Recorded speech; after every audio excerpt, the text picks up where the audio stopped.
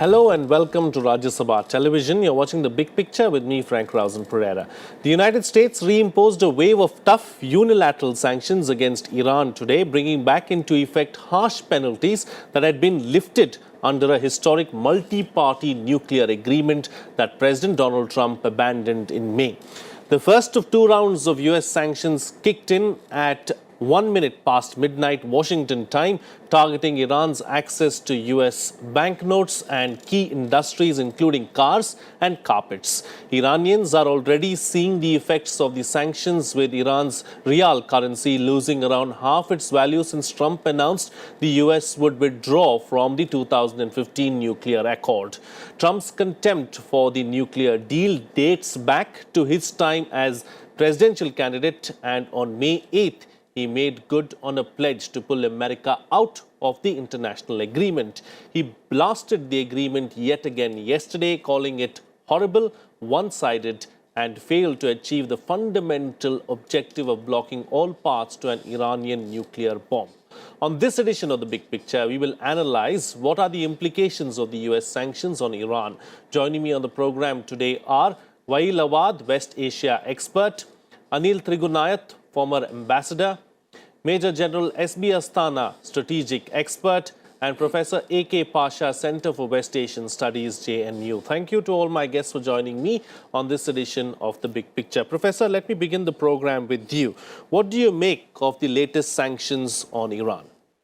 Well, the anti-Iran rhetoric, which has been flowing from Washington, from the United States for the last nearly 2 years, is now taking policy shape and implementation stage.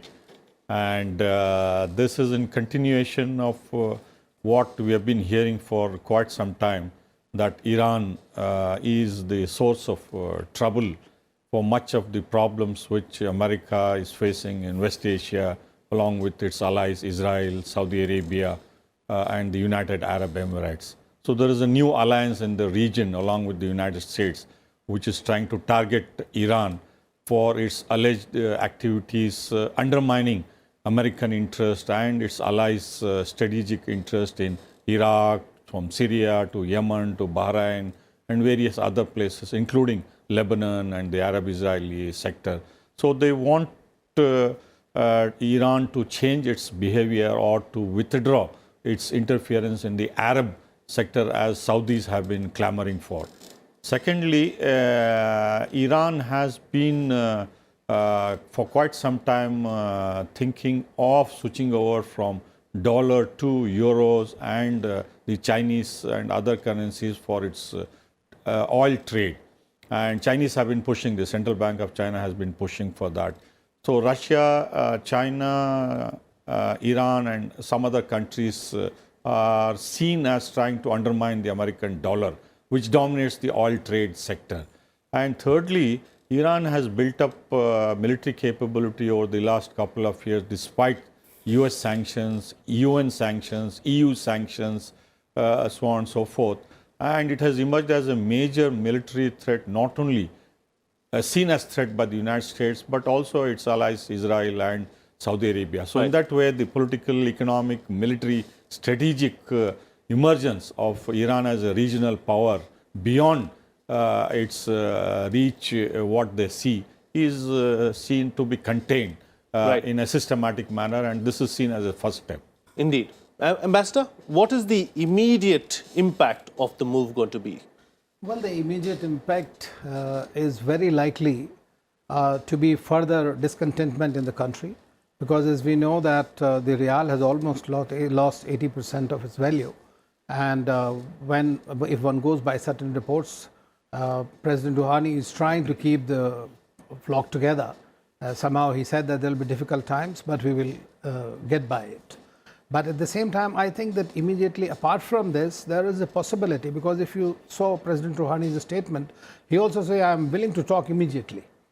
But they don't trust the Americans, because President Trump has generally started with a very maximalist kind of position. And Rouhani has also said, when you have sanctions on one end, how can you expect us to talk? But they are probably thinking that it is the same model they will apply that they have applied to North Korea. So where it happened really. But there the thing is that there is a very major trustworthy president of South Korea who helped. Here we don't find a real interlocutor between the United States and Iran today. So that is the reason that the things are not happening. But I would not discount the possibility that sooner or later there might be some talks. So is the problem more domestic, do you think, or do you think For the US, definitely. I mean, they want to show it that yes, whatever we have said during the statements, we are going to go ahead and do it. Whatever Trump had promised during throughout, he has stuck by it, as Professor said. So they are doing this is domestic there, and domestic problems in Iran are also very much there, because we had seen in the past few months that there have been protests, there have been demonstrations. So they will be further accentuated if the sanctions really take shape. But I do not see that the sanctions are going to be that harsh. Iran has lived through the sanctions and for decades now. Yeah. And this time it will be a bit difficult for the simple reason that European Union is not on board. The French, the Germans and the UK, they have issued a statement countering this. They are invoking the European statutes, actually, or blocking statutes to take care of the companies that are going to suffer due to the American blockage, sanctions. Right. And China is going ahead, continuing. Even India has last month taken quite a bit of oil from there. So I do not see that there are many takers. Russia is taking a strategic advantage. They have offered to take away the Iranian oil and pass it. That will come in November, of course, against the oil and shipping. But this time, these are the indicators, and I feel that this is just to bring the Iranians to the table. Okay. This is to bring the Iranians to the table is what the ambassador is suggesting. Let me go across to the general. Now, General, you know, Trump has said from the beginning that the sanctions, the main aim of the sanctions is to ensure that Iran does not have a nuclear bomb or is not in a position to make a nuclear bomb. Is Iran really in a position to make a nuclear bomb? You see, let me flag few issues on this particular issue. Firstly, International Agency for the IAEA has already done 11 inspections, and they have said that Iran is following the protocol which was mentioned and the agreement which was mentioned earlier, that is 2015 agreement. Yes. That's the first part. Second is that as of now, the Iran may not be in a position to make it, but if it is pushed to wall with the kind of anti-US alliance, or let me say pro-Iran alliance which is coming up, that is China, Russia, Qatar and some other countries, it may be able to do so. Coming on to the strategic issues, the first point I would like to make is, this is an inconsistency in behavior of US when they did it.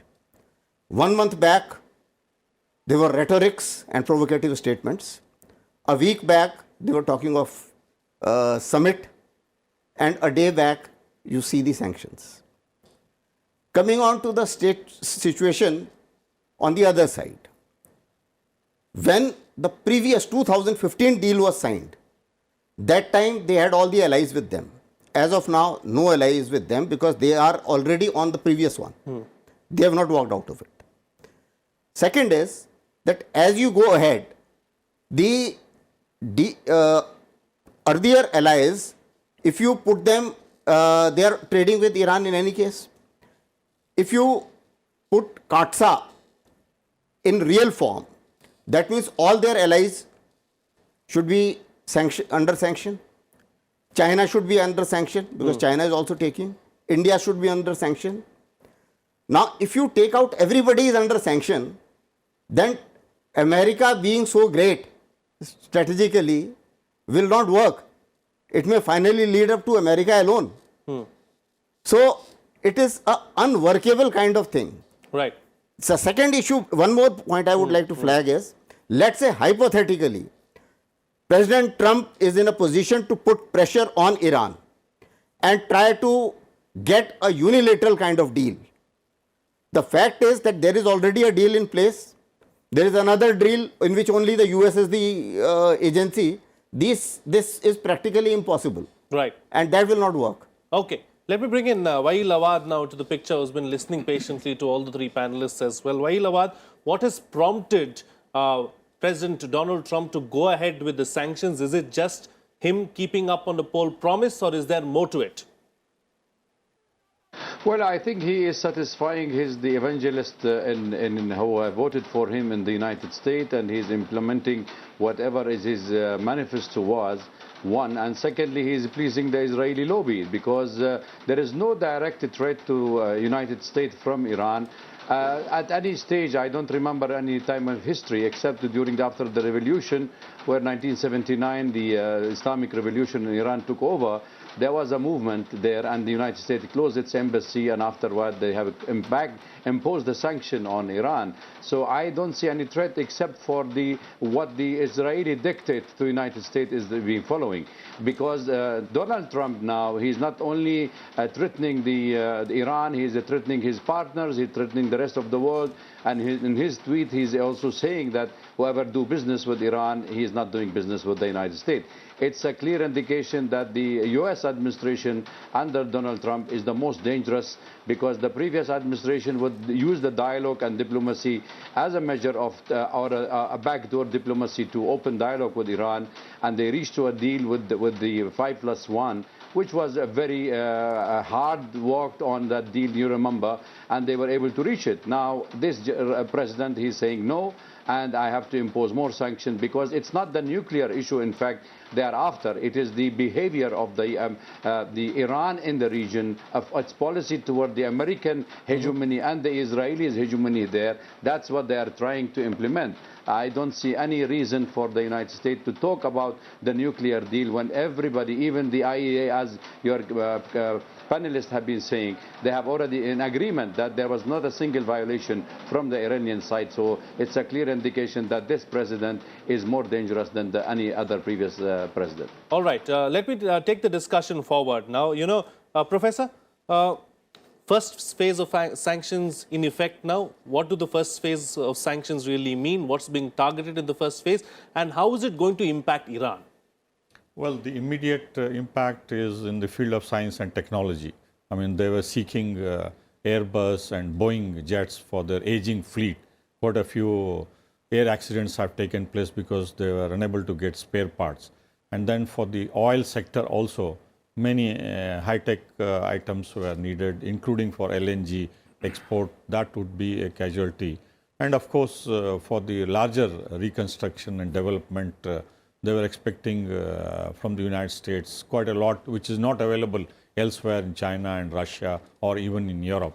So that is a setback for the Iranians, because they will not be able to get that. Secondly, financial sector, as you know, in New York is the hub for global financial transaction, whether it is credit card or investments or insurance, all of that is controlled and dominated from New York, and Iran's exclusion from that would affect its economic development, its oil industry, and also its global economic operations. Even the students, Iranian students who go abroad for studies, getting foreign exchange would be difficult, and also to finance the imports. This is the economic aspect. You have the secondary effect also, and that is the beefing up of the American presence in the Gulf, which is already quite widespread from Bahrain to Kuwait to Oman. And thirdly, of course, what we are seeing is an attempt by the United States and Israel and Saudis to contain Iran within the sectors where they are known for, that is Afghanistan and Central Asia, and to roll back their presence. And this Iranian presence in the Arab world was basically because of the continuous military, political and other threats from the United States since 1979. So in that way, the sanctions would only redouble the Iranian efforts to stay back in these places, including Syria, where they are very near to the Golan Heights in the Israeli border. What we saw as reaction implications on Iran was the emergence of Ahmadinejad, a very extreme Iranian leader, who used rhetoric to match the American rhetoric. So probably it will undermine Hassan Rouhani's moderate image within Iran and lead to a situation where you have a person matching Trump's rhetoric, and this may lead to escalation like what we had, like the Americans are threatening the serious sanctions and destruction to the extent nothing seen in history so far. So this kind of rhetorics would also invite from the Iranian side, because as Rouhani and others have pointed out, they are not a small nation to be threatened. They are a historic civilization. They have survived through centuries of invasions from Alexander and so on and so forth. Okay. So in that way, they are a hard nation to crack. They are not going to succumb and accept the American threat so easily. The last point I would like to mention here is, the oil which was sanctioned in the previous regime of sanctions by all the three, EU, US and UN, the non-oil exports were almost matching the export revenues. Almost 80% of the revenues were from non-oil exports. We must also remember that Iran has borders with almost 8 to 10 countries. Right. So through Turkey, they will be able to get practically anything and everything. And Dubai, in spite of UAE's official opposition and support to the sanctions and all, it's still a major hub for everything and anything they want. I've been recently there. Almost about 100 boats every day carry everything they need. And of course, you have Russia through the Central Asian republics, and there is direct train connection from China to Iran. So they are not, as Rouhani says, because of the sanctions, Iran is not isolated, but the people who are sanctioning Saudi Arabia and UAE and America, he feels they are more isolated. There is an irony to that. But, Iran is not going to kneel down. Okay, Iran is not going to kneel down. Iran is going to fight back, is what the professor is suggesting. Ambassador, there have been some strong reactions coming out of Iran as a result of these sanctions. That having been said, where do you see Iran-US ties headed? Turbulent times ahead, would you think? Well, for the time being, if you look at the near horizon, then obviously these rhetorics will continue. There will be a stronger rhetorics, and these sanctions will come into effect. But at the same time, we have to see as to how the Europeans, the Chinese and the Russians are really going to give practical shape to deflecting the impact of the US sanctions. So therefore, that is very important, that how the people, like including Turkey is also a very important player and very close to Iran, and how these countries are going to prop up Iranians, because by themselves it will be very difficult for them to sustain it. The sanctions, because now November that will become the real sanctions will come into effect, because currently these sanctions are symbolic in a way. They are not going to have such a great impact on the Iranians in the next 2 months. But in November 4th, when all countries have been asked, and as Dr. Rial said that Trump has said that anybody doing business with Iran cannot do business with the USA. If that happens and that situation is ultimately carried forward by the United States, which it is in a position to do, by the way, because the economy is doing very well, their businesses, everything is in a way working, that's giving him a little bit of a fillip. But he is, in my view, I mean, what I can observe is that he is taking this maximalist position to try and avert a very serious blockade, despite the fact that the Israelis are definitely the beneficiaries of this and they feel the existential threat from Iran, despite the fact that there is a very strong Jewish lobby in the United States that dictates how the system will continue. But Trump himself has these kind of attitudes and approaches towards the foreign policy issues that start from the top and then eventually, that otherwise you can rarely explain how suddenly you come out of the blue and you say, I'm ready for unconditional talks. Right, right. General, what impact are these sanctions going to have on the region as a whole? Firstly, within Iran itself, I would like to add one point, that anti-US rhetoric is quite strong. So whether people are for Rouhani or against Rouhani, they all will join up as far as anti-America stand is concerned. Second thing is that US, what they are trying strategically today is that it's a economic war, it's a information war, and it's a diplomatic war. Anything short of actual war, they are trying out everything. So this is one model which they have tried to adopt. Similar model they adopted for North Korea. Sometimes he is too vocal, sometimes he is too strong, and all of a sudden then again he goes and he starts shaking hand and says everything is very good when nothing is good, because nothing has changed actually in North Korea. So that is one issue. Second is that as far as the Middle East is concerned, these sanctions, in my opinion, they will survive through for the reason because there is enough scope of leakage, as the professor pointed out. So that leakage is going to let them survive. Third is, which is bigger danger for US today, is that dollar was a global currency. China is trying that yuan becomes a global currency. Now this is although the economy is very small of Iran, but the fact is that this is an entry point to start this kind of campaign that yuan becomes a global currency. Fourth is where we are affected. Now that is, to us, that is most crucial. As far as CAATSA is concerned, we are affected because of CAATSA. Now in CAATSA, if you see, we have got a waiver for S400. Yeah. US knows that we have certain core interests like Chabahar, like connectivity, like oil. All these three are our core interests.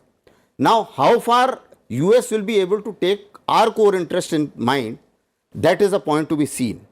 We would like definitely. Whether we get a waiver there remains to be seen, and Yes, that's going to be and important. in November, by November, hopefully some good sense will prevail for the reason, because if you apply CAATSA exactly in the manner in which they spell it out, then I think half the world whom they are trading with is under CAATSA. Right. So that may also be a bigger problem for them. All right. Talking about the other signatories as well, Wail Awad, as far as the nuclear deal itself is concerned, let's not forget that there are others involved in this as well. It's not just a deal between the United States and Iran. What are the other players going to do really about this in the near future? Well, I think this is absolutely right because you see, this is an international accord which is respected from the international community, endorsed by the United Nations, and also it is a 5+1. And most of the countries have accepted this accord because it reached after 2 years of I think more than 5 years of discussion with the Iranian. And they were able to strike the deal with the minimum loss without giving more chances to diplomacy. So I think there is a pressure from the European institutions and from the European companies to protect themselves from the sanctions imposed by the United States. One. Russia, on the other hand, also have strongly supported Iran, and they said they will not abide by the unilateral sanction by the United States. Similarly, also China has been very vocal about it, and they said they will not cut down the oil because China is the main importer of the oil from Iran, and there is a huge at stake of its own economic rates growth like India.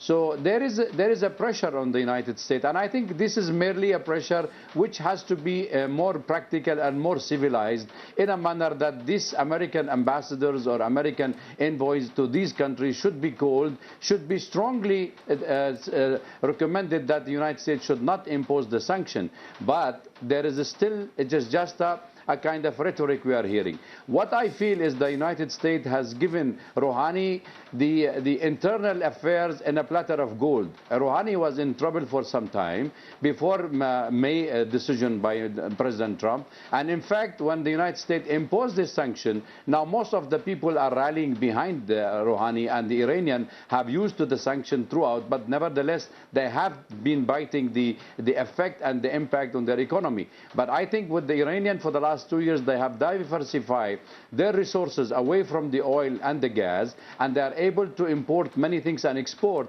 I think they will be able to steadfast this kind of sanction by the United States, and it depends also on the United States allies and partners how much they will really abide by the United States threatening, and will be they able to move away from the American sphere.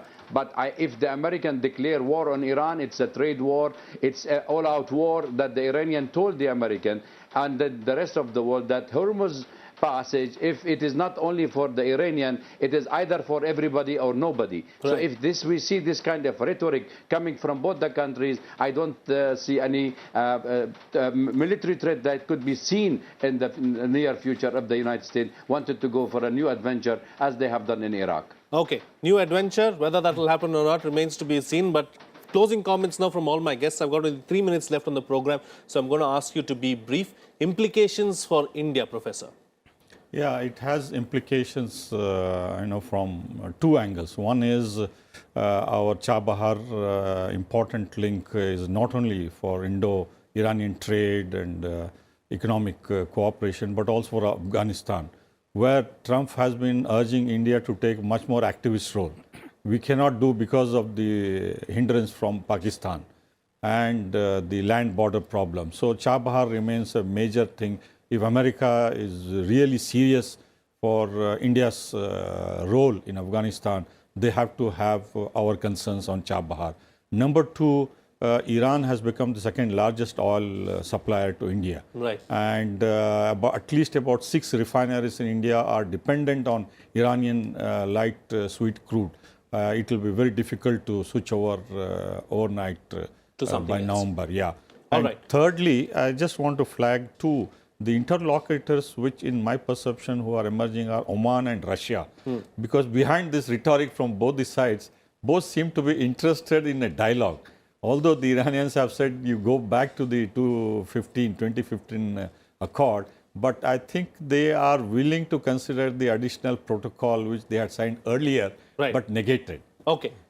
Please be brief because I've got limited time on the program. Ambassador, can we carve out some kind of a waiver as far as India is concerned with Iran? Well, I think, I hope we don't come to that eventually, but as when the 2+2 dialogue will happen, I think that is where the Americans will come along. And I hope that they give us the waiver this time, although they are still maintaining that they will not give any waiver to any country. Instead, they have asked the Saudis and the UAE to ramp up and provide the deficit that will accrue from there. General, talking about interlocutors, can India be one of those interlocutors, maybe be the mediator between Iran and the United States? Maybe to some extent, but what I would say is that as far as India is concerned, our concerns are more towards our strategic implications, and which I just mentioned a little earlier, so I won't repeat that. But I am very, very hopeful that this CAATSA is a little outdated. They will have to come down to a practicality, and in most of the cases of all the allies, they will have to perhaps understand and modify this rule CAATSA. Okay, better sense will have to prevail in the end is what the General is suggesting. Wael Awad, close the show for us very quickly with your concluding remarks. I think the American has complicated the Indo-US strategic dialogue and made it more difficult for India to negotiate and find a middle path, keeping interest in the regional partners and keeping the US interest. And I think that will be very hard. And we are yet to see a strong Indian stand, taking in consideration its oil and energy security and its own national interest. All right. On that note, then, we'll call it a wrap on this edition of The Big Picture. Thank you to all my guests for joining me on the program and putting things into perspective for us. That's it from me. See you again next time.